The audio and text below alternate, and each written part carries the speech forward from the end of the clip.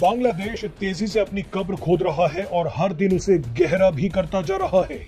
बांग्लादेश ने भारत को धमकी देने के बाद अब रूस को भी विवाद में घसीट लिया है, मगर रूस और भारत ने मिलकर बांग्लादेश की धज्जियां उड़ा दी हैं।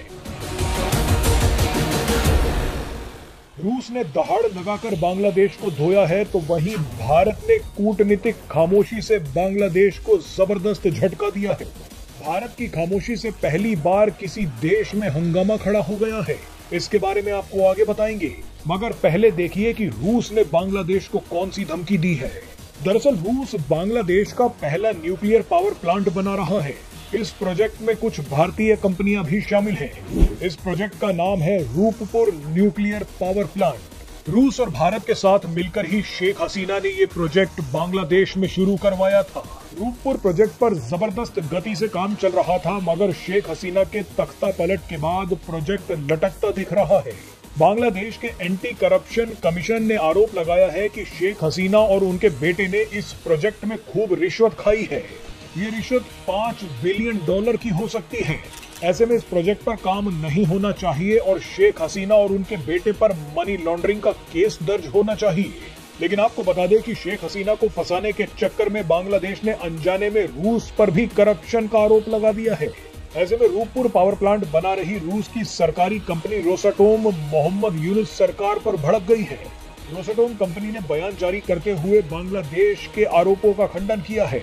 रोसाटोम ने कहा है कि हम अपनी परियोजनाओं में ट्रांसपेरेंसी रखते हैं। हम सुनिश्चित करते हैं कि भ्रष्टाचार बिल्कुल ना हो। अपनी छवि की रक्षा के लिए हम अब कोर्ट जाने के लिए तैयार हैं। बांग्लादेश के ये आरोप प्रोजेक्ट को बर्बाद करने के लिए लगाए गए हैं। बहरहाल अब आते हैं भारत की खामोशी पर। बांग्लादेश ने कुछ घंटों पहले ही भारत से शेख हसीना के प्रत्यर्पण की मांग की है, लेकिन भारत ने अभी तक इसका कोई जवाब नहीं दिया है।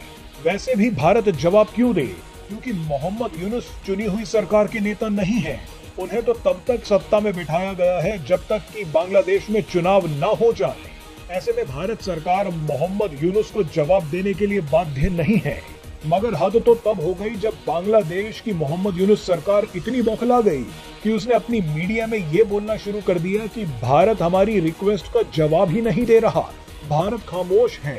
बांग्लादेश को शायद लग रहा है कि उन्होंने कोई व्हाट्सएप मैसेज भेजा है जिसे रीड करते ही भारत जवाब दे देगा।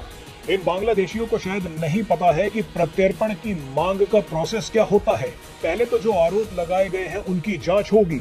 भारत इस बात की भी जांच करेगा कि शेख हसीना की जान को खतरा तो नहीं है।